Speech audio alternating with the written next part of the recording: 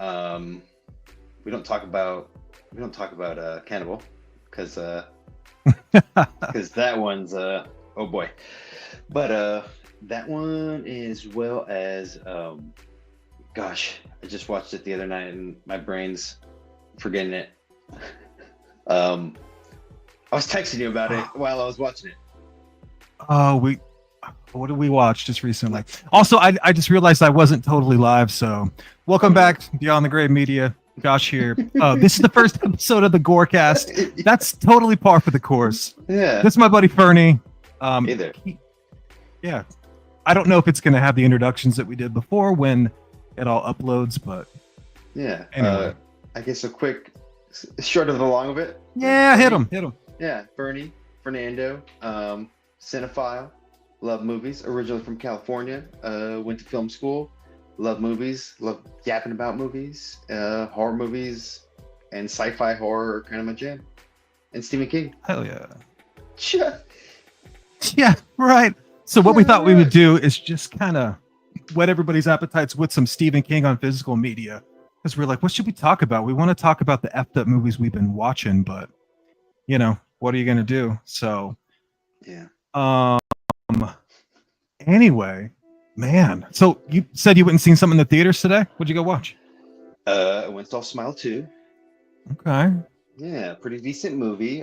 If you like the first one, it's about on par with that one. I feel like it was a slightly better movie. Different angle how they come at it. You know, the first one kind of felt like a psychiatrist rationalizing like a demon entity kind of thing, while this one was more like a pop star with this demon attached to her with like millions of people constantly watching her and all this stuff. So it was a different take on it, but kind of the same story, but also pretty good. I enjoyed it. Nice. Yeah. How does the jump scare diet fare compared to the first Smile? Oh man, it's still about on par with the jump scares, about the same. It relied pretty heavily on the jump scares. I'm not gonna lie, for the frights, but there were some gory aspects, a little bit more than the first one anyway. Not too much, but just a wee bit. It looked like it was going to be super polished, kind of super cheesy, super kind of like meta or something. I mean, from the trailer, I've been trying not to watch trailers, but they keep showing at the beginning of every goddamn movie. Yeah. But, yeah. Well, I wouldn't say like super meta, but at the same time, it was kind of a self-aware movie.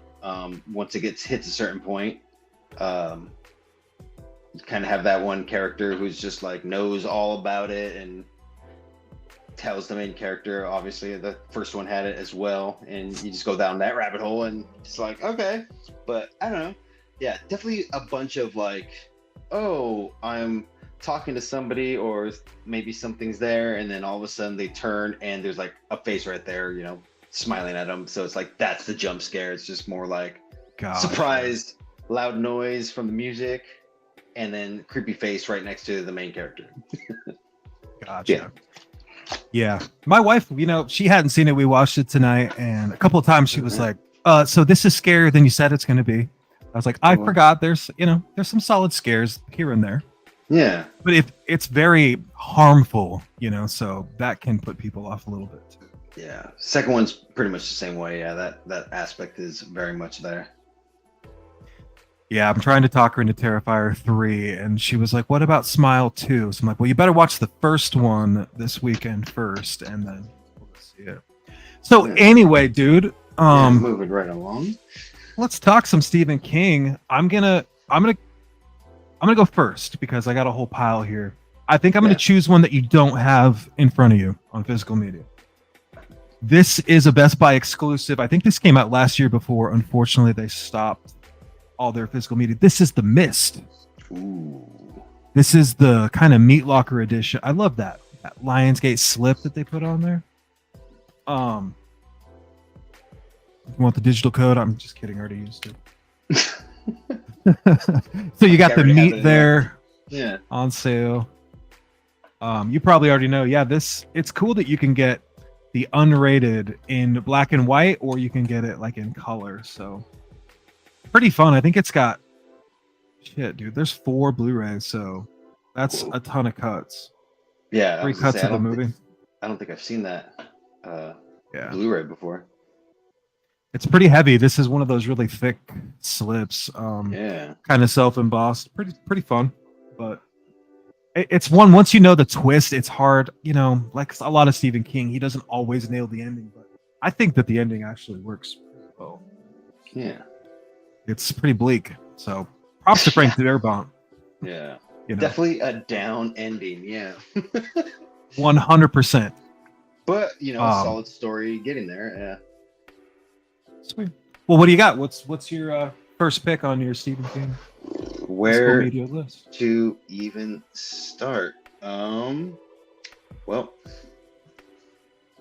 I'll go with one that I like. I read the book, then I watched the movie because some of these I kind of was late to the game on. I mean, by late, I mean like late, maybe like 10 years ago late.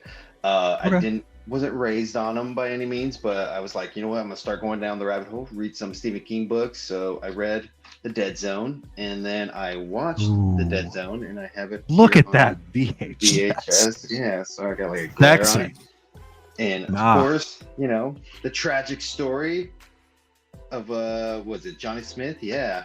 And it's a bummer. It's kind of just a spiral for this character. You kind of feel bad for him, especially after reading the book and his struggles and knowing what he goes through and all that stuff. In the book or in the movie, it's obviously there, but it kind of feels like it goes quick.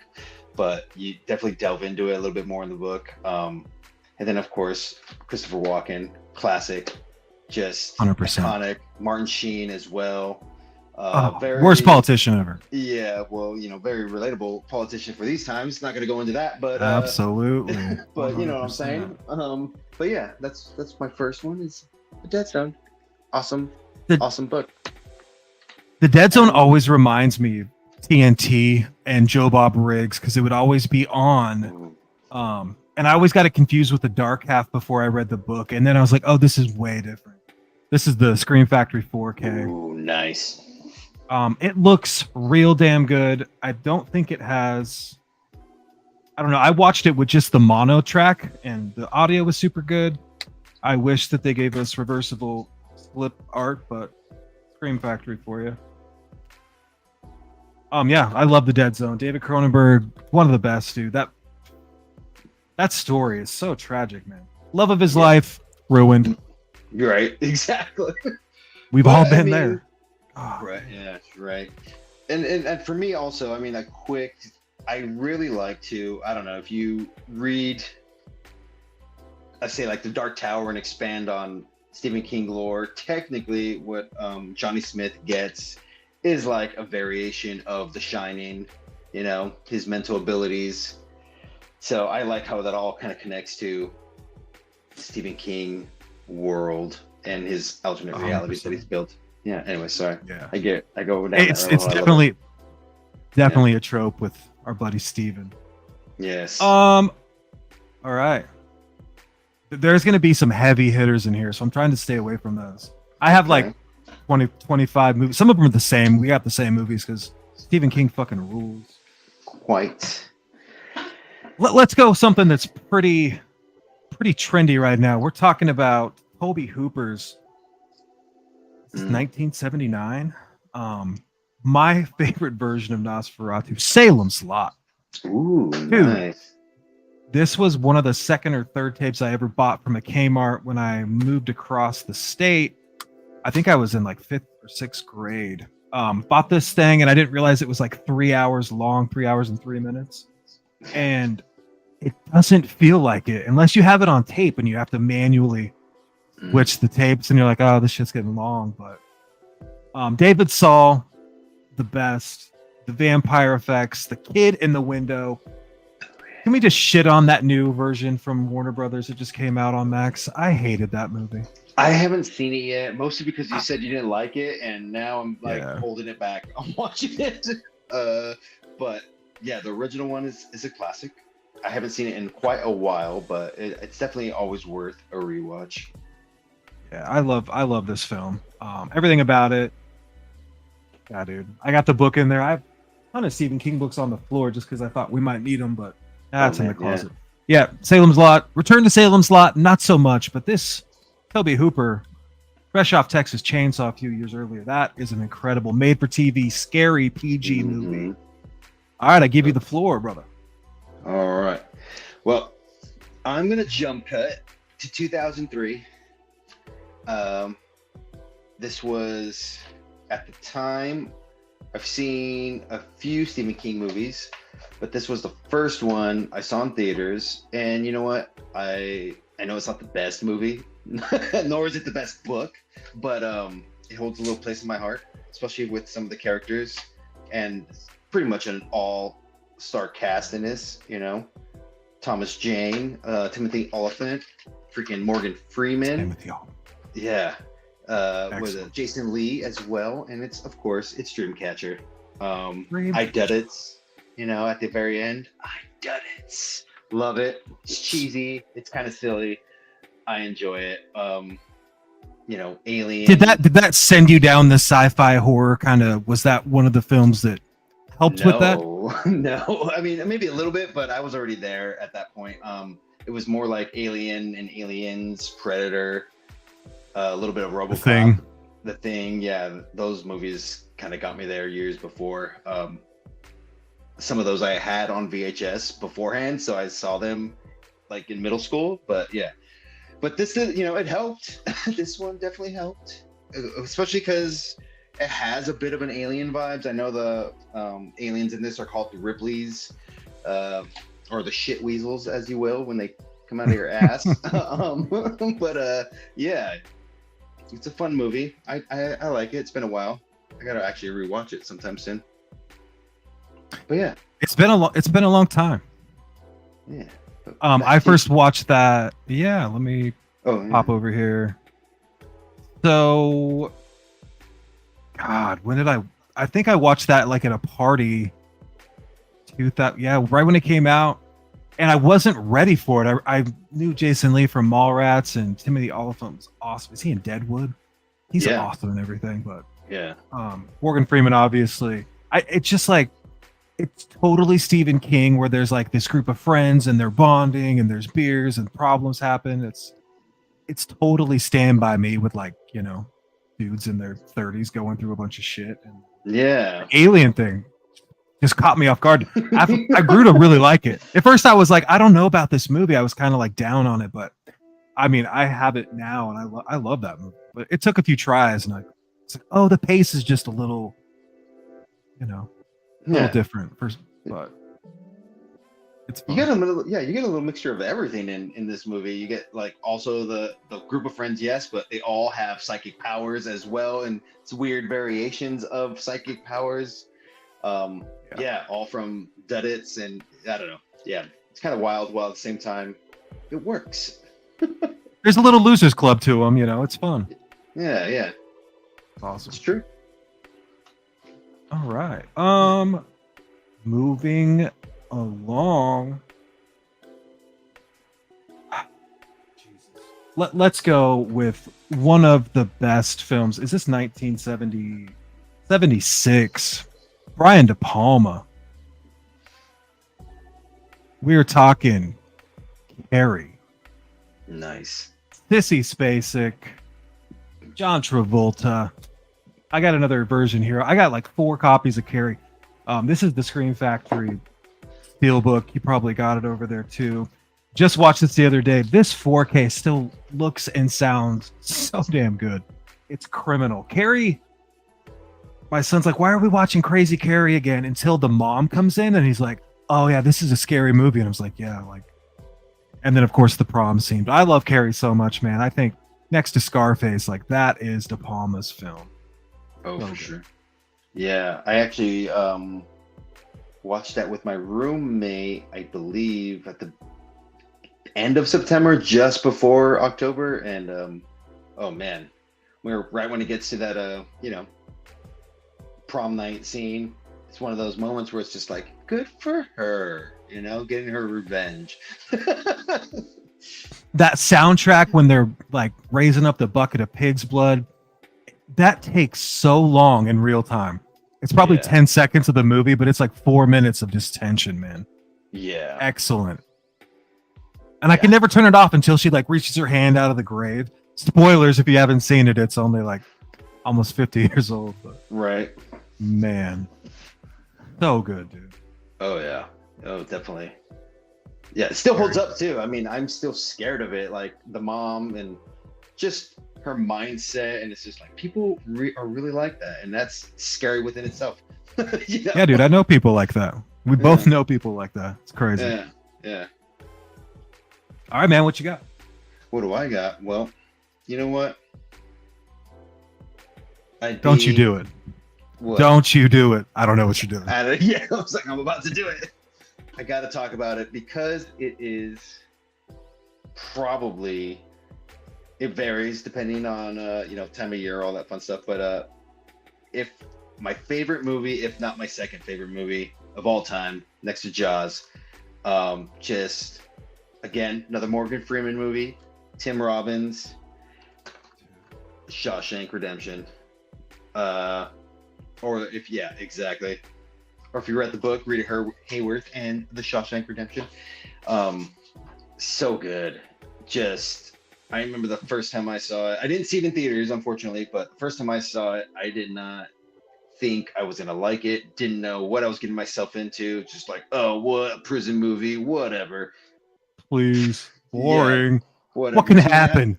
2.5 hours later, or however long this movie is, I was just like, Clancy Brown, please.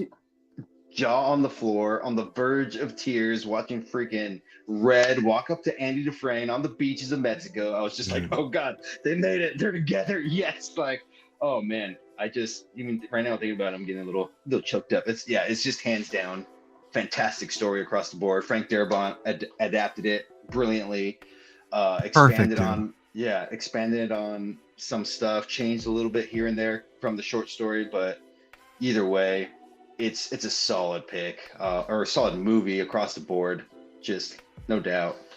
Love it. Shawshank is so important to me too. It's probably in my top 10 favorite movies of all time.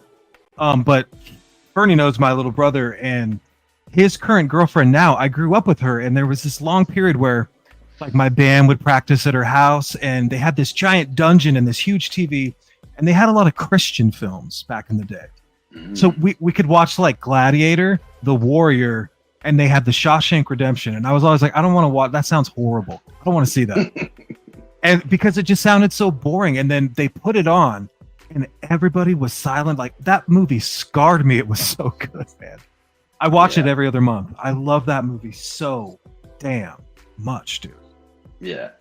Yeah, I watch it like twice a year. It just need to see it. Yeah, it's for sure. My wife and I, we do like, and my brother does too. We call it like feature film Sundays, where if we don't know what to watch, we need to go to bed or end our, start our work week on the great movie. 9 times out of 10, a couple times every other month, we put on Shawshank, Green Mile. It's always the best time. Yeah. You can just fall asleep to it. It's so comfortable, man. I love that damn movie. Oh yeah. Oh yeah. Soundtrack's great too. Oh, it is. Yeah. I love it. All right. That was a heavy pick. Let's lighten things up a little bit. Lighten things up just a little bit. We are talking about a film that Tom Holland, famous for writing Psycho 2, obviously got his shot with Fright Night, one of his best films. Went on to write Child's Play and help on all of that. But I think one of his last movies he's made, Thinner, is damn good. I know that people hated it for a while. I think people are starting to come around on this movie though. Like this is the new Scream Factory. I love this movie so much because it feels like you're watching a dream when I watch that movie. Like all the stuff that happens, you're like, oh, that didn't actually happen. You're like, oh no, that's actually happening. So great effects. I love like the dude obviously losing a ton of weight, having a hard time, the wife kind of getting what she deserves. Curses, great gore. Yeah. Brutal movie at the end. There's a great commentary. I love Thinner, so throwing it on there. Yeah.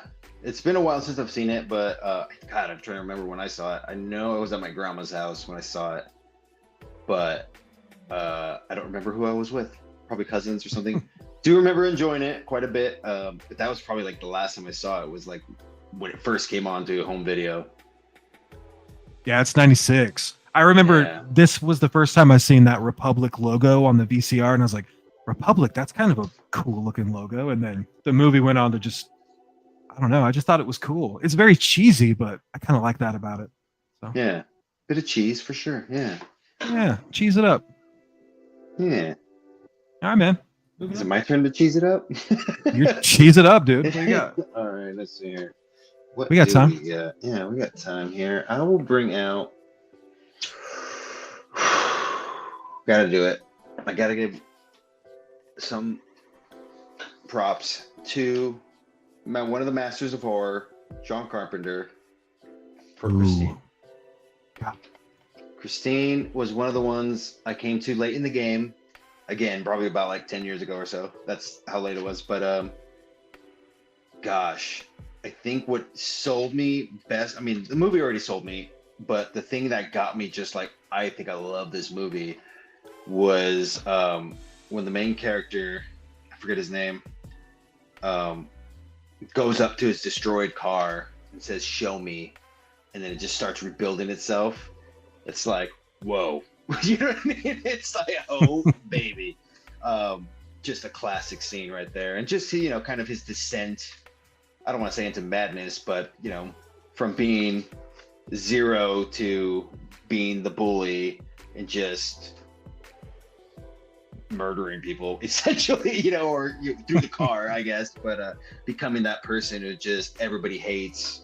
He's bullying everybody and becoming the thing he hated the most. Of course, that's always kind of a trope with King. It's kind of like those arcs where you're a shitty character and you either become better or you are a decent character and you become shitty, you know? And he does it brilliantly. You just see the descent, and it always, I love it. I just love the way he writes it. Love the way it plays out. Christine's a classic. Love it. John Carpenter. Dude, Christine, so damn good. Yes. It was on my list too. Great little book. It's a quick sit, man. It's probably, I don't know, a couple hundred pages. But Carpenter with the music in that movie is so good, dude. Yeah. The effects, Arnie losing his mind. That dude, when he first comes and picks it up, he's like, "You don't know what you're talking about, shitter." He's freaky, man. I love that movie. Oh, yeah. Buddy Rapperton, like the horrible bully that gets his too, as the car just takes off down the alleyway, killing everybody in sight. Incredible, man. Yeah. Love it. Christine is killer. 100%. And it's, yeah. All right. Let's move. What do we got? Yeah. Next.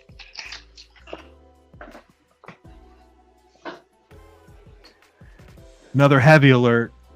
I think it's a heavy. This is my little story with this movie. Growing up, every New Year's Eve, my parents, you know, they would never drink in front of me or anything, but they would always put this movie on. I didn't understand why. They would pour like Martinelli's and have popcorn, and we would watch this movie with Kathy Bates, a Rob Reiner film from, what was this, 1990, 91? Misery. I've seen this movie so many times on New Year's Eve, and I've made it a tradition with my family too. My wife loves this movie. Unbelievable. Annie Wilkes. Kathy Bates is a great actress because she kind of has to be. Like, she crushes that role. What's your thoughts on Misery? Oh, Misery's great. I also have it on VHS. Oh, good for you. Yeah. Of course, James Caan, Kathy Bates is just their chemistry, all of it. It's amazing. The tension, you know, it just, whew, every time I watch that, I'm just kind of like always, well, you know, I'm kind of slouching my couch and I'm relaxed, but feeling inside of me, I am like on the edge of my seat. You know what I mean? Even you though know, like, you can see her losing her mind. Yeah, exactly. Yeah, that is, it's just tension filled. Kathy Bates just brings it A game across the board. Yeah, love it. Two actors at the top of their game. I mean, and then the setting when they're out there in the snow, there is nowhere for him to go. It's just, it looks so desolate. That, I mean, I love the house. I love exploring that house. I love that book. I read that on the train one time. It took me about 3 hours. I was just, it's crazy what they do in the actual book where they, you know, saw Yeah. poor Paul Sheldon's leg off, but That's love one of the that ones movie, dude. I've been meaning to read. It's one of the ones I haven't read yet, but it's definitely on. I mean, they're all on the list. Any Stephen King books on my list to read. So Yeah, that 4K from Kino, I just put it on. I was like, we were watching this. If you got anything else to watch, put on Misery, dude. It'll change your life. nice. All right, man, what you got? Well, I got a few. Always got a few. I'm trying to figure out where to start.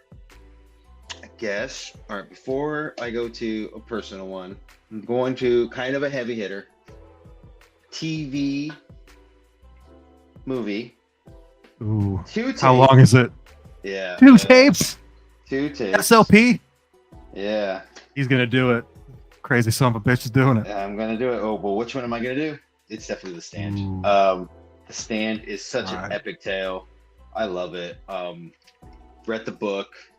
Freaking, I'm not the fastest reader, so it took me like a month to read that because I have the unedited version of the book. Whew, yes, love it. Always. Randall Flagg, one of my favorite Stephen King villains. Just so good, dude. Yeah, he brings it. I don't even know what to say. It's I would say at least this is a very faithful adaptation of the book. It's pretty good. Minus I guess the gory or more hardcore aspects, which they tried to do in the remake, which was not for TV. Good. Yeah, it wasn't that good though. I don't know if you saw the newer. Did you watch the miniseries? Yeah, Paramount Plus. Like yeah, I tried to like I it. kind of liked it. I kind of did. Whoa. Kind of. I prefer this one way. way I do too. Well, Rutger Hauer, man. Rutger Hauer. Oh yeah. Kills it, dude. Then you got Gary Is it Sinise. Molly Ringwald in here? Yeah. Gary Sinise. Pre-Forrest Gump. What's his face? Why am I blanking on his name? He's in Parks and Rec. I gotta look. Oh, what's his name? Yeah, Mick Garris, right? He's done a bunch of Stephen King adaptations. Mick Garris, yes. Adaptations. Either way, awesome. Awesome. The Stand. I love it. Better book. Yeah. Still really good. Book's great. I used to watch this on sick days and just like, I'm sick, throw on The Stand. It's a 4-hour movie. I want, you know what I mean? Just lay there and. Dude, you got to do what you got to do. Yeah, exactly. That's a great way to get through a sick day. The Stand, 366 minutes. Perfect. Yeah. PG. Exactly. Yeah. Did you watch it when it came out on broadcast? So for people that don't know, me and Fernie are like the same age. So we have a lot of the same kind of core things that happen in the world. So did you watch it when it came out live? I did. That one, I think I was too young to watch it. Sorry, spoilers. But we're gonna talk about that. Yeah, we'll circle around to that one. But I was able to watch The Stand, or at least my folks let me watch it. Yeah, loved it. Again, just imprinted into my brain. So good. Yeah. Yeah, Rutger Hauer, man. The Stand, great pick. I'm going with one that, well, I'm gonna save that one because we talked about how you might not have this. We're gonna go to the novella Stephen King, Cycle of the Werewolf. This movie from 1985, it took me a little bit to really like this movie because of the werewolf effects. Stephen King's Silver Bullet, 4K Scream Factory. This is pulpy Stephen King at its best, though, right? I mean, this is why you watch Stephen King. You've got the Silver Bullet wheelchair. You've got the dude with the family dynamics. You got the drunk uncle. Man. And then you got dude from the People Under the Stairs. That's the priest. Oh, yeah. Damn good at, I think this is really fun. It's creeped up into my top 5 werewolf movies, but it took me a while because I didn't like the end transformation. But when they're in that church and the chick is playing the organ all crazy, like pulling her nightgown off. Jesus, man. Yeah. Oh, good. Incredible. That movie was probably one of the first Stephen King movies I've probably ever seen. Mostly because my dad is a big fan of werewolves.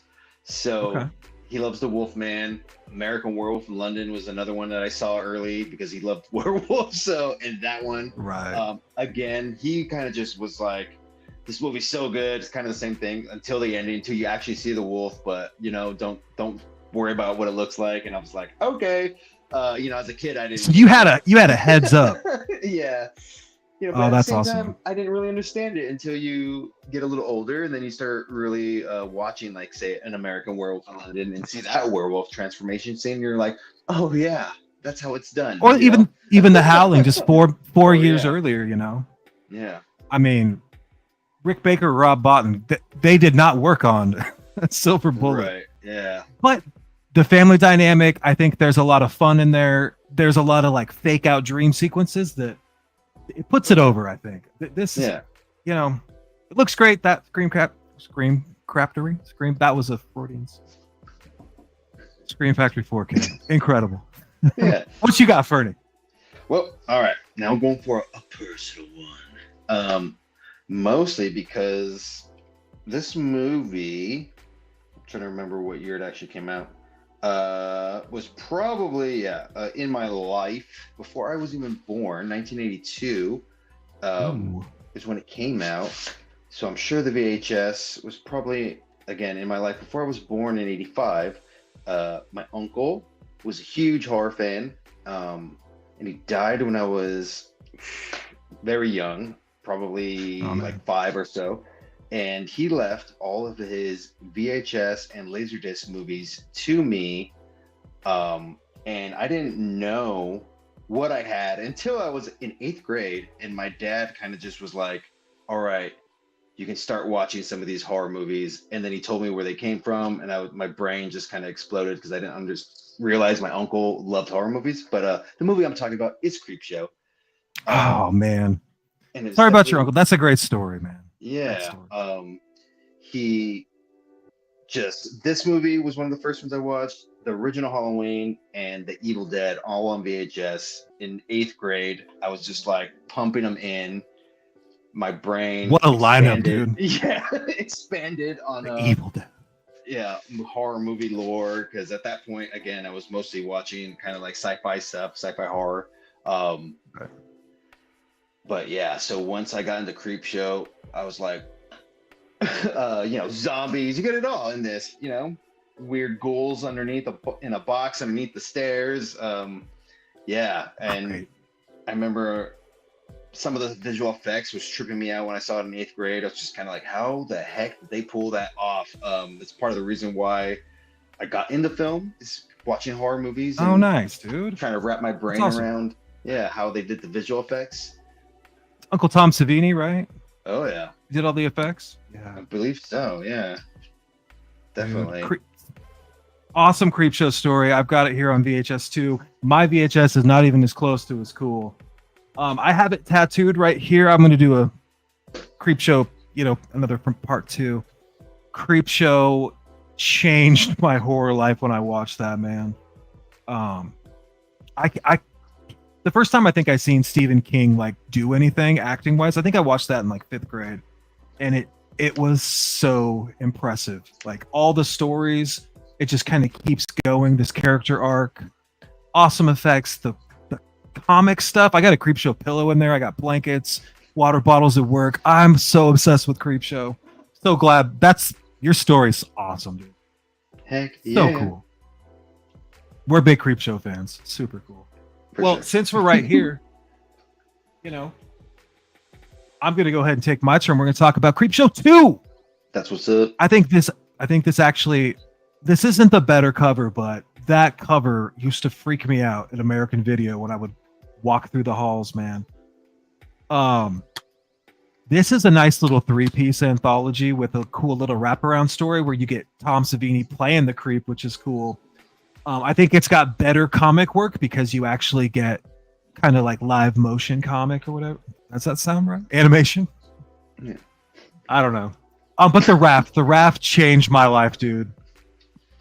That was every kid's high school. Like we watched that thing constantly. Then the hitchhiker at the end, the raft, man. One of the best videos I have on my channel is me talking about the raft. So I can talk about the raft for hours, dude. The best little short, I think, of all time. It's right up there. Creepshow 2. This is the Arrow video. Looks great. Awesome soundtrack. Great. I love the wraparound story. What do you think about Creepshow 2? The I thoughts, my brain. The raft. I probably saw the raft without understanding that it was part of Creepshow 2, the anthology movies, when I was younger. And then I think it was when I first watched the whole movie all the way through for the first time. Gosh, well, I don't even remember, but I know it was after high school. When I kind of just my brain exploded when I was like, "This is where that's from," because I remember seeing it but not knowing where There's it a came second from. one. Yeah, well, especially the whole bit with the raft and then like sucking them through the cracks of the wood, and I was just like, "What?" So yeah, and then Dude. is the hitchhiker the one with the statue? Is that the one with the hitchhiker? That's old Chief Woodenhead. Oh, Old okay, Chief Woodenhead. that's the other one I remember quite a bit from that as well. Yeah, the hitchhiker's like, "Thanks for the ride, lady," and she keeps murdering him further and further and further. Whoa, yeah, I don't It's one of remember those that one. kind of. Oh yeah, yeah. Creepshow 2. We're not going to talk about Creepshow 3 because that is just. It should not even be in the same canon as that. But Creepshow 1 and 2, god tier, god tier. It's true. All right, man, you're up. Oh. All right, I got three, I guess four more left on my end, but I'll go with another one that I've read, and of course, that's another long one. Took me about a month to read as well, and I remember when this first came out on VHS, it was 2 tapes, but this one is one. It, narrowed it down to one tape, but it's Stephen King's It. Love this. I remember watching it growing I'm gonna up. give you 5 minutes. 5 minutes on it. Right, yeah. Read the book. I mean, I'm trying to see. Got Losers Club or Loser Lover. Nice. I know that's from the newer movie, but I mean, the sentiment's the same. It's in the book. I mean, yeah. It's freaking, I can't even talk about how much the whole notion, that movie and this one and The Stand, or not The Stand, excuse me, Stand By Me. The whole notion of like a group of kids just coming together, one obviously going finding a body, this one dealing with a monster, but like for me growing up, it was like the epitome of like, I need a group of friends like that. I need a core solid group that I could rely on, kind of thing, you know what I mean? And obviously, it just wished I was a part of the Losers Club like so much. Don't wish I was attacked by a killer clown. Obviously, that never happens. But you had a thing for Beverly, didn't you? yeah, a little bit. But yeah. Kidding. So no, it's all good. Oh yeah, well she's a redhead, of course. There you go. Yeah. Crazy. Yeah. Not that there's anything wrong with that. No. Yeah, it's fine. But and then the book I read a couple years back, actually not too long ago, maybe like 5 years ago or so, when I finally read the book, and the lore, the expansion, freaking giant, pterodactyl bird thing, and that's like flying over the ironworks, and then you get the black spot. Yeah, that oh god, that whole side story tripped me out, bummed me out a lot. Just everybody burning in there.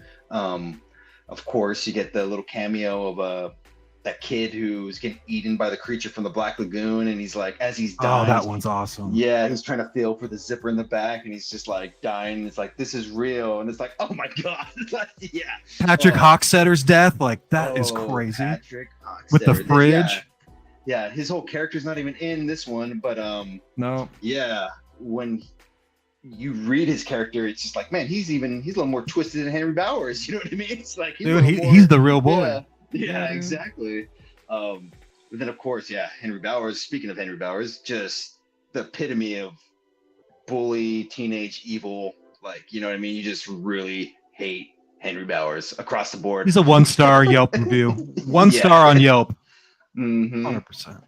But yeah, I mean, gotta admit, my favorite, at least with this one, was probably Richie, Seth Green, my favorite loser. Oh.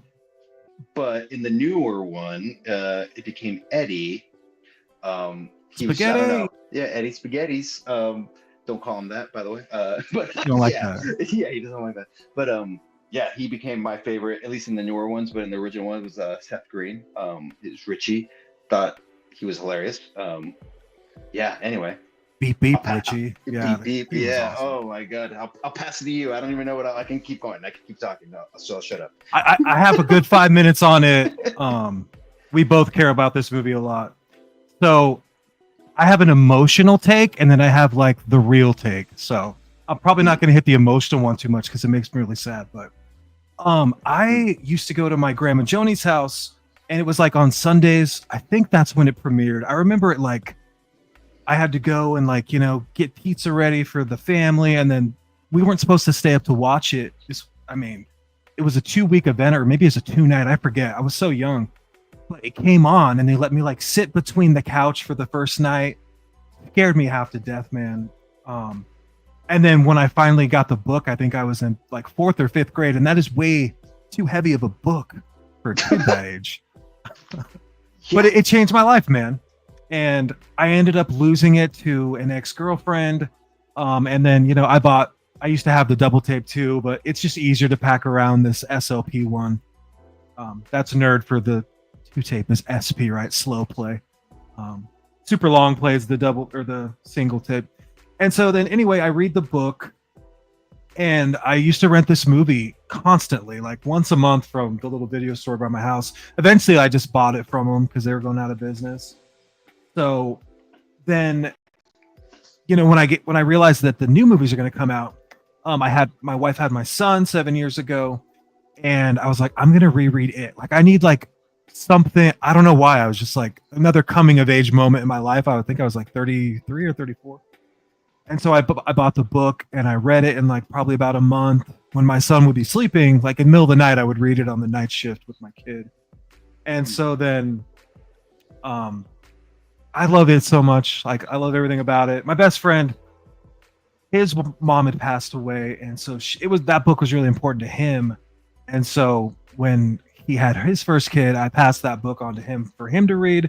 Hopefully, it would have the same effect, and it did. It's a really sad story, but it means a lot to me.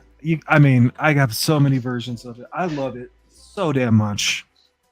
So much, dude. Nice. Yeah. Yeah. Tattooed in my brain. Yeah. It's always Tim Curry. He is Pennywise. That's what I was just saying. We didn't even talk about Tim Curry. It was like, dude, how could we not talk about Tim Curry? I mean, I guess at this point, it's, everybody knows. Yeah, if you don't know, you should know that Tim Curry's, it's literally Pennywise. Sorry. He's it. Yeah, he is it. Yeah. And props to, the new fella, Skarsgård. He does a great job. Yeah. But when I think of it, like I see Tim Curry, there's so many cool stories about like he didn't need a bunch of prosthetics and makeup. He was like, just put me in front of the camera. I'll scare these kids. Like, and he does. Crushes it, dude. Have you seen that documentary that came out? I think it was like Screenbox or something. Came out a couple years ago. Maybe. Super good. Yeah. It's kind of like look it up really quick. Is it just like a documentary about it, the TV one? Yeah, it's just right. Pennywise, the story of it. Yeah. You probably watched it. It came out a couple years ago. Yeah. Yeah, I think I did. And they get into the spider and the effects and stuff and how it wasn't supposed to work, but that was the best they could get. So they put all this money into that spider. They might as well use it. And wasn't it like a lot of their budget went into the kids aspect, and then it was all of a sudden like, oh no, now we got to make the second one, and we don't have the budget to do what we want to do, so they rushed everything. All. Yeah. I mean, there's some scenes there where in Beverly's house, like that dad of hers, like there are some freaky scenes for kids being PG, man. Oh yeah. Beverly's dad is. I guess it's not rated, but yeah, that's my it right there. Love it. Love it. Love it. Yeah. It's my turn. I feel like I talked forever. We both talked about it. I brought up it. I think it's your turn. Yeah. Is it? All right. Well, I feel like you've taken some of the great ones. I got to. Yeah, you got to step up. No, I'm just kidding. All right. I'm slim pickings over here. There's no way Stephen King is listening, and I know he hates this adaptation of his whatever, of his movie. I think this is the greatest Stanley Kubrick movie of all time. I think this is in the conversation for the greatest horror movie of all time, if we're not talking about The Exorcist. 1980's The Shining. Nice. I mean, who am I to even talk about The Shining? I can't even come up with word. This movie was so important to me when I was growing up. Like, it was everywhere, dude. I watched this thing all the time. It's crazy. This was the first VHS off the record that I remember watching where it had the special features before the movie. I was like, why do I got to watch 40 minutes of Jack Nicholson laughing and having fun? I want like the scary stuff. Awesome book, but the movie, I think that this is what Stanley Kubrick wanted it to look like, dude. He had a different vision than what Steven did, and I think that he probably did it better, and I think that's why there's so much hostility all these years, like an axe to grind still. But Jack Nicholson, the greatest actor of all time, one of the greatest horror icon villains of all time. I mean, who am I? Fucking The Shining, dude. Shining. 10 out of 10. Yes. Yep. Yep. Shining. Jack Nicholson, hands down, my favorite actor of all time. Love him. Part of the reason is The Shining. I remember getting bits and pieces of The Shining growing up. I didn't watch it all the way through. It was more like I got, bits of the end, him running through it, it's just like, yeah, I'm like, what am I watching here as a kid? Or, the twins all bloodied and murdered or the elevator. And then finally I probably after high school, I watched the movie, fell in love with it. Just, again, another movie of watching Stephen King, one of his characters, just the descent into madness. Read the book. Perfect. Also about 10 years ago. Yes. It's different than the movie, but that's adaptation. It's just a different interpretation. I like them both, love them both, I should say, for what they are separately. Yeah, I don't know. That's I guess that's all I got to say about that. I'm one of those nerds where my wife, so she's into horror too, but she doesn't have the sickness like I do. But if we're gonna put on something and we put on The Shining, I will stop The Shining and I'll point out stupid facts and be like, you see how we're going to go into the office here? Watch how the angle changed. No. Your point of reference is off, babe. Watch. And she gets so annoyed with me, man. Nice. I have you seen that Room 237 documentary? Oh, so yeah. Good. Yeah. Stanley Kubrick, man.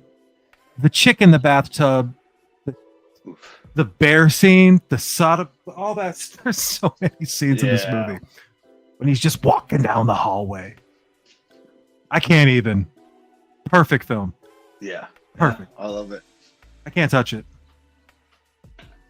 And a little. I guess I don't have it here. I do own it on Blu-ray, but Doctor Sleep is a good sequel. I was just gonna say that.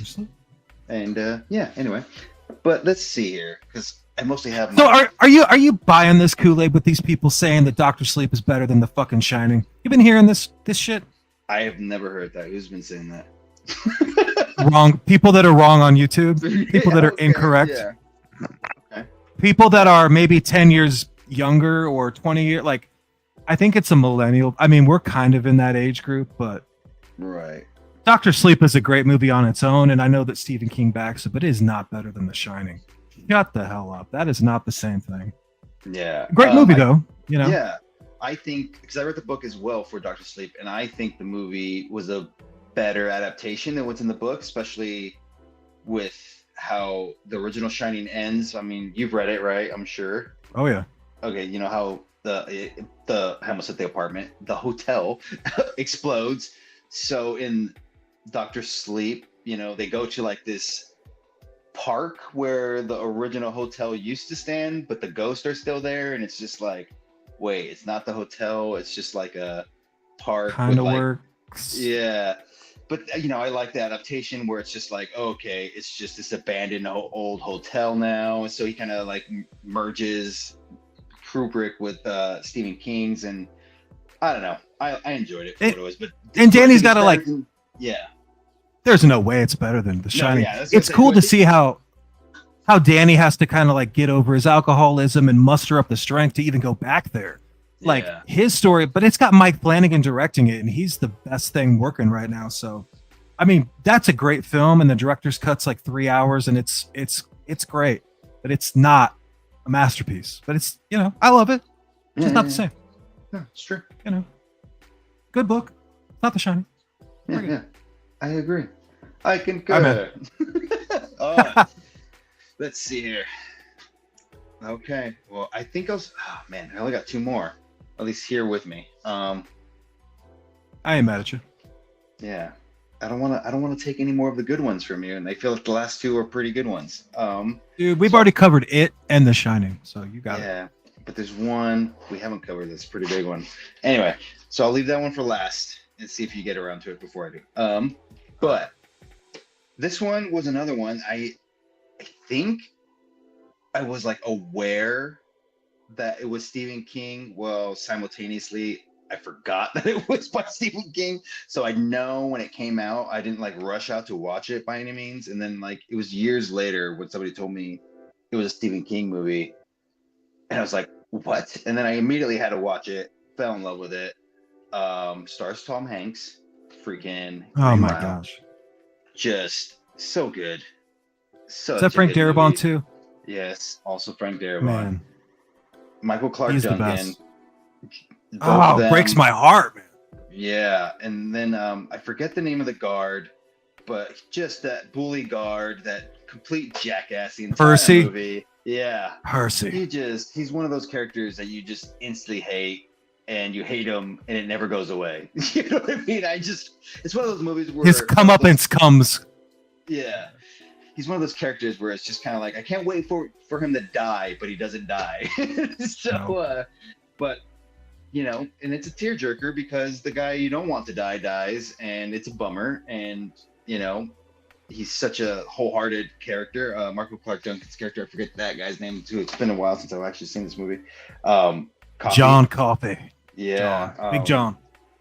But I mean, again, well acted, so good, just heart-wrenching story. Mr. Jingles, also a tearjerker, but then he comes back to life. Thank you, Mr. Coffey. Love it. Love that movie. Yeah, man, the Green Mile is something special, dude. That's another one that no matter what's going on, you put that thing on. The first 20 minutes where it's just the old guy kind of talking to the woman, it just like sets the scene for this story to just, man, it takes me to a place with that music. I'm in heaven. It just, man. Tom Hanks, heartbreaking movie, dude. It's got Gary Sinise. It's got such a good cast. I love the effects. That was the first time I hated that actor. Who's the Billy the Kid? What's his name? Oh, forget that actor's name. Oh, Sam Rockwell?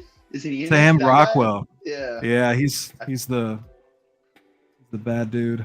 Yeah. Right movie. Yeah. He's another interesting. I forgot he was in this movie. I was like, oh right when you started talking about it, I was like, oh right, I forgot about his character. Oh, yeah, Percy's the bad dude, but Sam Rockwell, man, I hated him in that movie. Oh wow, yeah. Hated him. Yeah, it's been a long time. All right, well, we're going back to one of my favorite movies of all time, with one of my favorite horror villains of all time, Sleeper. This is Pet Sematary. This is another one that I can watch. Mary Lambert. I can watch this thing anytime, and I get something out of it every time. Especially, having kids now or knowing people with kids. Like that scene with Gage jacks me up. But Zelda is something special. Man. Something special. I'm telling you, pure nightmare fuel. And then when I read that book, it was such a scary novel. Like I could not believe how he was getting into my psyche with the graveyard and the Wendigo and how horrible the family was treating the Rachel. Dude, effects perfect. And then forever, I just thought, don't want to go down that road. I mean, perfect casting. Love this film. Fred Gwynn. I mean, this movie makes me comfortable. I've watched it so many times, probably like 300 times, man. I watch anytime. Like, yeah, put it on. I need to be like a little bit uncomfortable, and I want to have a great time. Pet Sematary. That's what's your story? You like it? Yeah, oh yeah, got it right here as well. Oh, look at that cover. Yeah. Oh yeah, Pascal. classic cover. This is another one that I grew up watching like bits and pieces of, but never saw the full thing. I actually think your brother made me watch the full thing when I told him I hadn't seen it all the way through back in Pendleton, back in the Oh day, man. 2003, 2004. He was probably like, "What? You've never seen Pet Cemetery?" Then he made I me mean, watch it. he's 5 years younger, so he absorbed that through osmosis. Like my fear could come through the door probably because that film scared me to death when I was a kid. And then I bought the book and just. So you watched it pretty young though too. Sorry, I cut you off. I can talk about No, Pet no, you're Cemetery. good. You're good. No, it's another one also that I've been meaning to read the book. But this movie's great. The little kid, Gage. Gage. Once he comes back, he's a vicious little beast. That's for sure. So is that cat? What's the cat's name? Church. Yes. Churchill. Yeah, that cat is ferocious. Yeah, I do like the lore.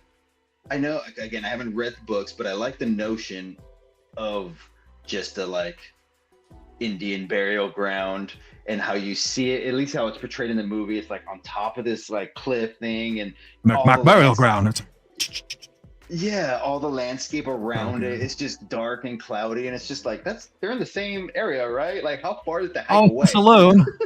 Yeah. But there's crazy colors coming through the trees. Yeah, that bit always like kind of mesmerized me. I just always remember the trek up there, and then when they get up there, it's just kind of like, where are they right now? But yeah, I just like the lore behind of like, oh yeah, this is ancient burial ground. I brought back my brother. We shouldn't have brought him back, but I'm showing it to you to warn you. And it's like, sure you are. That is a perfect film. I think that like there's that scene with the funeral where it's so grief stricken where they go in there and Lewis has to kind of like just sit in that moment where his kid just got smashed to pieces. The Ramones are playing, everything was going great. And then the dad that doesn't like him at all attacks him and the coffin opens up and everyone's just shocked. Yeah. It's so painful to watch, dude. I feel like Pet Cemetery is like, I'm 15 little vignettes where it's like something bad happens and it continues to escalate every 5 minutes until you can't take it anymore. And then the Ramones come back on. You're like, oh my God, that was an experience, dude. Yeah. Perfect. Yeah.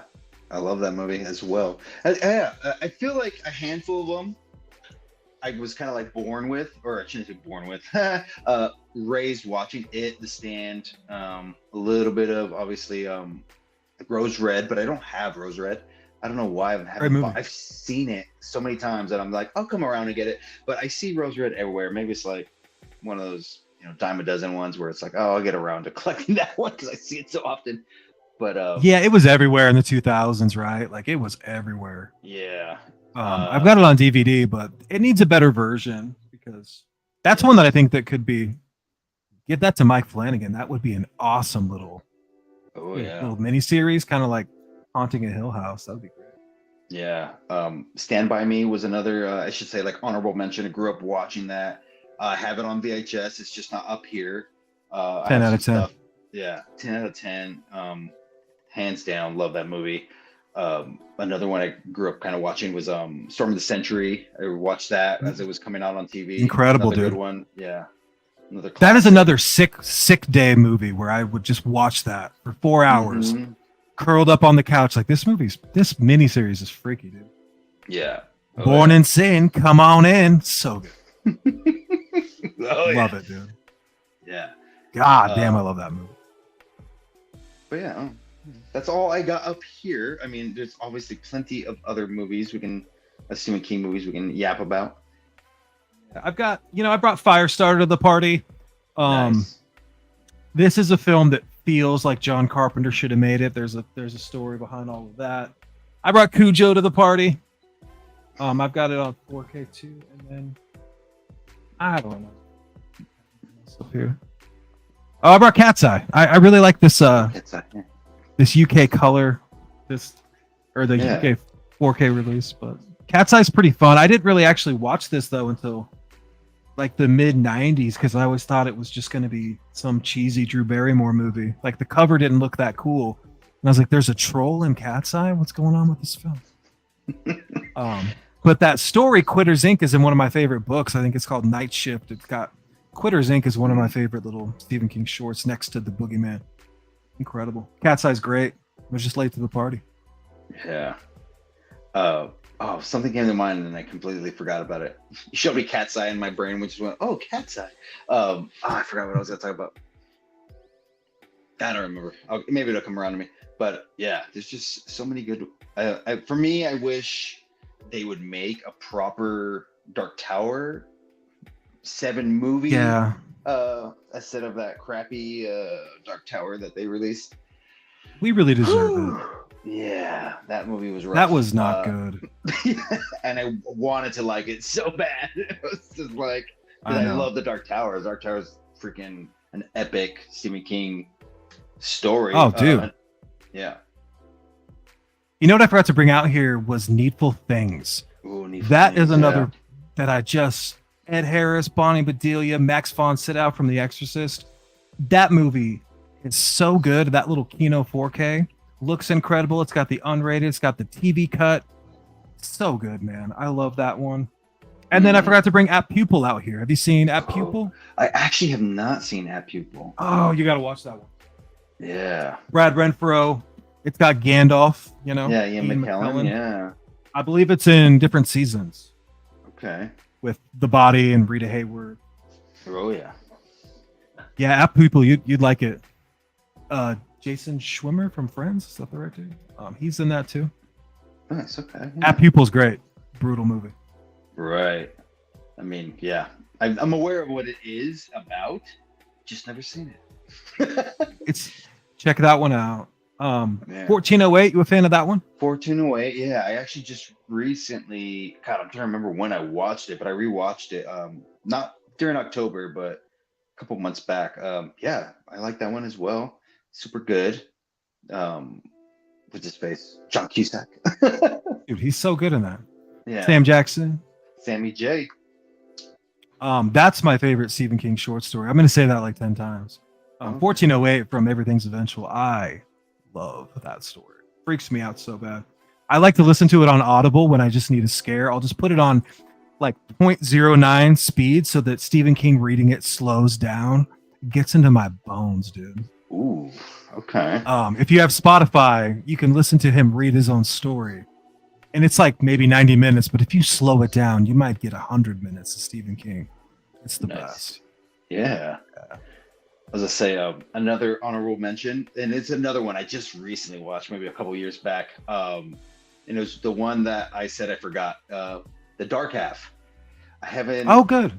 I hadn't seen that movie before until a couple years ago. Never read the book, but when I watched it, I was pleasantly surprised. I was like, why was I skimping on this movie? It's actually really, the ending's kind of cheesy. It's pretty good.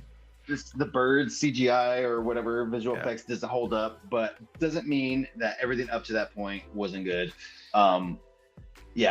Great story. I don't know, like kind of like a split personality aspect, but not because it's like a evil twin entity thing. I don't know, that he created through his own writing. It's like, what? Loved it though. Yeah, I always got that one confused with the Dead Zone when I was a little kid because they would show it on Monster Vision and I'd always catch parts of one or the other, and they have kind of the same tone, you know. So I got them confused when I was little. But you like Dolores Claiborne? I've never seen Dolores. No, I have not seen that one either. Kathy Bates, man. Kathy Bates. I know. It's really good. Feels like it could be a Frank Darabont. Anything Stephen King, though, for the most part. People are probably upset we're not talking about Sleepwalkers. Oh, no. I was about to bring it up, but you just did. Because I watched that movie, I think, last year for October. Yeah, that was a trip. It's a trip. It's at Mick Garris too, I think. Yeah. But it's a good flick. It's fun for what it is. It's just a trip. I just remember watching it. Like, I do not remember because I saw it in theaters with my dad and my brother, if I'm not mistaken. Yeah. That's awesome. because my dad, or I guess maybe that might have been my first Stephen King movie. I just didn't That's kind of remember a it. sultry film. That's kind of sultry, right? Yeah, A little there's a little bit of sexuality in that movie. there is. Yes, It's especially with kind of perverted. mother and son. It's like, what is happening here? Yes. Yeah. That living room scene. Man. Yeah. And, Walkers, dude. was it like a pencil through the cop's neck? Isn't that what it is? I don't know. There's a moment where Yeah. that cop gets it pretty bad. Change to the bam. Yeah. Oh, but yeah, and then the cats at the end, and that's probably the first time I was just like, yes, we need more felines in our lives because they'll save the day. That was the first time I was like, I think I need to try hallucinogenics to understand this film. Like, oh my god, maybe some magic mushies would help because it's such a trip. I was like, what is going on with this movie, dude? Yeah. Mick Garris, man, that's an out there flick. Yeah. And then you got Maximum Overdrive, you know, great soundtrack. The Running Man with Schwarzenegger and Jesse the Body Ventura. I love Running Man. Didn't bring that one out here either. I got a little cheat thing pulled up. Lawnmower Man. We forgot about the Lawnmower Man. Yeah. Great movie. Can't remember the last time I saw that movie. I need to rewatch it. I know I've seen it. It's just been such a long time. Yeah. Great cover. 1992. So good. I was just saying. I was never. Go. Sorry. You're good. No, I was just gonna say. I know I don't think there's any physical copies of it. If there is, I haven't seen them yet. But from Max or HBO, The Outsiders is a pretty good. Oh yeah, the limited series. Yeah, I like Isn't that. Tim Robbins in the first? No, not Jason Bateman's in the beginning, Jason right? Bateman, first yeah. couple. That's a great little miniseries, dude. Oh yeah. Great reminder. I should rewatch that. Yeah, I rewatched it last year, and I was just like, I forgot how good this was. It's so good. Plus, I like the notion of the creature that's in it is pretty much an emotional vampire. You know, it sucks off the despair of everyone around him and just milks it dry. It's crazy. It's brutal. There's a lot of heavy content in that one. Yeah. What else was on it? Someone's screaming about Children of the Corn. We have not talked about Children of the Corn. Children of the Corn. Linda Hamilton. She was better in those movies back in the day. I really liked her in that movie. Just the cover was so iconic to Children of the Corn. I feel bad for not having that out here. Yeah, I'm actually surprised I don't own that movie yet. I'm like, how do I not own Children of the Corn? Yeah, I think there's a couple of good sequels too. I haven't seen any of the sequels. I don't know. Part 3 is great. Okay. I know there's one with David Carradine. I think it's like 4 or 5 or something like that. The first couple are fine. 3 is actually kind of a sleeper pick, but it's a deeper cut. Okay. Kind of like Quicksilver Highway. Just have that on tape. I don't have it anymore. That's another like Stephen King kind of 1997 made for TV jam. It's all right. I don't even know what that is. I feel like I've never heard of that one. It's fine. He wrote some of it. Did you watch the Netflix Gerald's Game? Oh, I started it and then never finished it. Good man, Mike Flanagan. I heard it's good. I know. I heard it's great. It's good. It's great. And it wasn't. I didn't stop watching it because I wasn't interested in it by any means. I started with somebody, and then we ended up going and doing something else. And then I just never circled around to it. Yeah, but I did see In the Tall Grass. Didn't his son write that one? Yeah, I think he did. That's pretty fun. Too bad. Yeah, that was a creepy one. And then 1922, another Netflix original. It's got the dude from The Mist. I watched that one. Thomas Jane. Yeah. Incredible. I actually love that movie. My wife loves that. But it's so Stephen King, dude. It's heavy. Really? Okay, yeah. Yeah. Really good. It's always streaming on Netflix. Tales from the Dark Side. Probably should have brought that up too. You know, he'd written. Tales from the Dark Side's a 10. I got the little cheat code up here pulled up. I know. I got no cheat codes. 0 cheat codes here. That's what I'm here for, man. I got you. Nice. Sometimes they come back. Ooh, great cover. They come back. Yeah. Some come back again, Bernie. Yeah. There's a couple of them. Yeah, there's like 3 of them. Yeah. Yeah. I remember being creeped out by that movie as a kid because I think I saw it. And then I rewatched it not too long ago, a couple years back, and I was like, not as good or creepy as I remember it being. Yeah. Nope. Doesn't mean I really don't like hold it. up on the roof. Yeah, it doesn't No. hold up too much, but it doesn't mean I hate it. In the early 90s, I liked it, but it's hard to go back to. Kind of like The Night Flyer, you know? It's fine. Or what's another one like that? With is it The Mangler with Robert Englund? Yeah. It was all I haven't right. seen that one. I remember seeing the VHS cover of that, but I've never actually watched it. It was everywhere, but yeah, it's forgettable. We covered a ton. Yeah, we went over quite a bit. Yeah. We're not talking about Carrie or any of those remakes, or The Rage, Carrie 2, whatever that thing is. Oh god. Not a fan. I think I saw that movie when it came out in theaters, and this was before I think I completely understood like what a good movie was and what was a bad movie. But when I watched that movie, I was like, this is not good.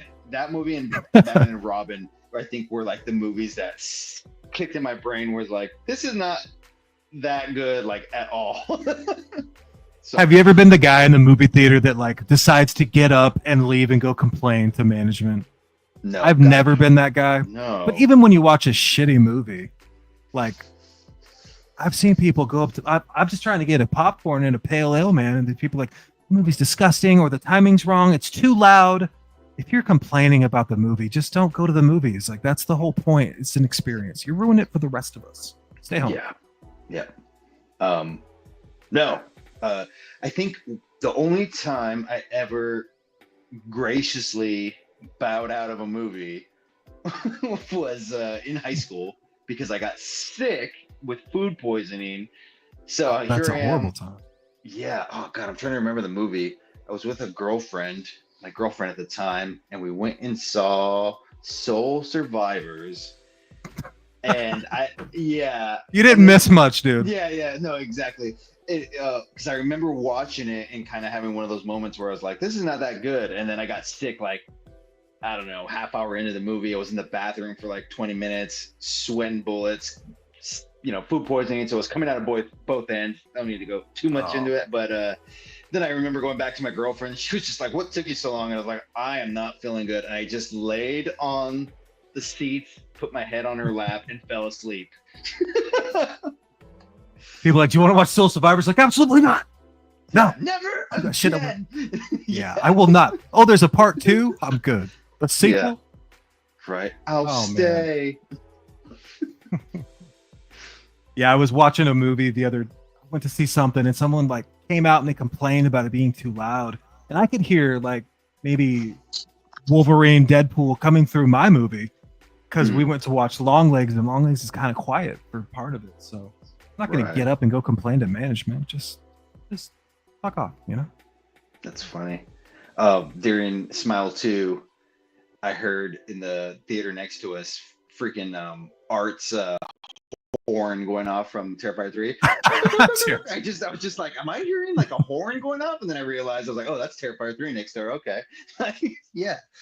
Let me ask you this, Fernie. Let me ask you this. Mm-hmm. Have you ever left your theater to go watch something else because you made a poor decision? Like the better movie was playing next door and you were kind of back and forth on what you should be watching. No, I usually don't buy a ticket for a movie I'm not going to see. So I usually go into the theater knowing what I want to watch, and I'm willing to sit. He's a better person than me, folks. He's a better person than me. I have left a movie. I have left a movie to go watch something else because it was that bad. I don't remember what it was now. I mean, I literally, back in high school, because I think it came out in 2003. It was either right after I graduated or just before. Saw Ben Affleck and J-Lo in fucking Jiggly. Yeah, and I sat through it and I watched all of it. Burn. And again, I was with I was with that same girlfriend. She wanted to watch it, so I was like, you know what? I'm a Ben Affleck fan. You know this. I've talked to you about it. And so I was like, let's go check out this movie. Is that Kevin Smith too? Oh, no, Kevin. It's not Kevin Smith. No. Oh, okay. What was the one he put out? Jersey Girl was right after that. Again, I sat through that movie as well, and that was someone's pounding their laptop. It's Jersey Girl, you son of a bitch! Just losing their mind. Exactly. Geely is not the same. Yeah, exactly. Oh. Don't you compare Geely to Jersey Girl? That's it. I'm out of here. I'm leaving. I'm taking all three of my watches. We're going. Right. Yeah. Thumbs down. Man. I'm just kidding. Yeah. All of a sudden. Yeah. Oh man. It's fun, dude. That's kind of what I wanted the podcast to be, was just two dudes kind of just talking shit. Maybe we'll have a little bit of a plot or a map where we want to go, but I always think it's better to get into the nitty gritty and actually have conversations and just see what comes out organically than, we got to talk about why Thinner from 1996 is a perfect movie and everybody should watch. Like, what's your experiences with it? That's way more interesting to me. Yeah, I dig on it. Did you put ketchup on? Did you get fries at the theater and did you put ketchup on them, or did you settle for something else? Right? I'd rather hear that than people wax poetic about Thinner, even though I love Thinner. Yeah. It's late. If you're on the East Coast right now, it is 4:15, 4:20 in the morning. Hey-o. I know. I was looking at that too. It was like, 1:20. Oh boy. We were like, let's just go live. We'll see if anybody watches it. We'll talk about Stephen King for an hour and then we'll peace out. But that's what we've done. What are you watching tomorrow? Oh, that's a good question. I believe it's a movie you let me borrow. One of the nasty ones. Silo. Oh my God. Yeah. That is not a feature family film. Definitely not. That's why I said it's one of the nasty ones. I only know what you told me, man. I've read on the back of the box. So that's on deck tomorrow probably. And, I'll probably squeeze in a little Cujo in the afternoon or something. You're going to need it. You're going to need Cujo. Mm-hmm. You're going to probably think that Salo is filmed beautifully. You're going to use your filmmaker brain and kind of enjoy the shots, enjoy the scope and the landscape. But then you're going to be like, why am I watching this? Oh my God, I'm sorry. Fair enough. No. That's rough. Yeah. Now, to be fair, he watched the night before a Serbian film. Martyrs before. Martyrs, not too shabby. Cannibal. I like Martyrs. Cannibal from 2006. He's been through the ringer. You're going Cannibal, Martyrs, a Serbian film, and I don't think you can have a better four-piece right there. That is straight down the rabbit hole to hell. That is horrible. Yeah. I had a friend, I was telling him about the movies I was watching, and he was like, whoa, you're going hard this October, aren't you? I was just like, am I? Oh, man. Too? I'm sorry.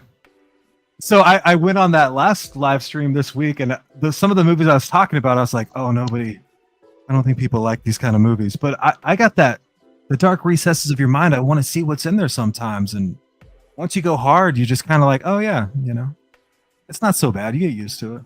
Yeah, you do. Salo's going to be uncomfortable. Okay. Yeah. It's going to be bad. I'm here for it though. I'm here. I took it out of your hands. It's a Criterion cut, right? It's not like we're just making this up.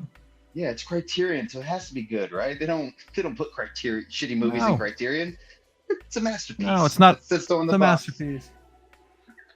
You're going to feel some sort of way. There's nothing horrific about that movie, but it's a horror movie for sure. So, okay. I'll find out tomorrow. I'm excited to get your take on that the following week. What are you watching? So anyway, folks, what am I watching? Sorry. I'm like, let's push it. Oh, no, you're good. So I try to fit 2 movies in a day at least, and sometimes I shoot for 3, but I'm a little behind right now. I'm probably like, I don't know. I probably watched 45 movies this month, so not terrible. But I started The Exorcist and Terrifier 3, and I'm going to finish that tonight. But I'm going to restart The Exorcist because I paused it with 20 minutes. I was like cooking something on the smoker outside, and then once you have to stop a movie, I got to start it. The Exorcist. It's the greatest of all time. So I'm going to probably do The Exorcist. I don't know. We'll see. I'm excited though. been a pretty good month. Solid choice. Because you're watching things, I'm kind of absorbing, like rewatching some of those things with you. It's been pretty fun. Nice. I don't recommend them to people, but once you do it, it's not so bad. Yeah. So not some parts aren't so bad. Some parts are that bad. Some parts are. Yeah. Anyway. We're gonna do an effed up episode soon where we're gonna go way down the rabbit hole, and we'll discuss these in greater detail, because in podcast form you kind of can. When you're trying to show clips and stills on YouTube, they do not like it, but we can just wax poetic about it for a while. It'll be fun. Yeah. Anyway, well, I should probably let you get out of here. If you've been enjoying this, don't forget to like, comment, subscribe, talk some crap down there, whatever you want to do. If you want to see more from us, leave a comment. We're going to try to come back here soon, and we're going to have an actual plan. We're going to we'll give you a few more days notice instead of just, oh yeah, we're going live in a half hour. Sometimes you got to live like, you gotta live. Yeah. You gotta be spontaneous with it. Yeah. We don't know what we're doing. We're just making this shit up, folks. So, That's true. Yeah. Until next time, take care of yourselves. We'll see you soon. Cheers.